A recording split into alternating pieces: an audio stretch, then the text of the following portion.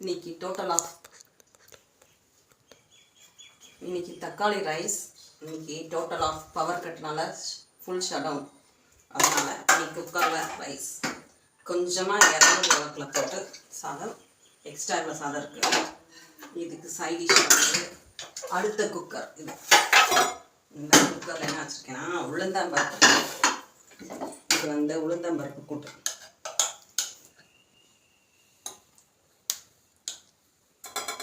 வச்சுக்கலாம். ஏதாவது ஒரு பொரியல் சைட் டிஷ்க்கு வச்சுக்கலாம். சூப்பராக இருக்கும் சாப்பிடணும்.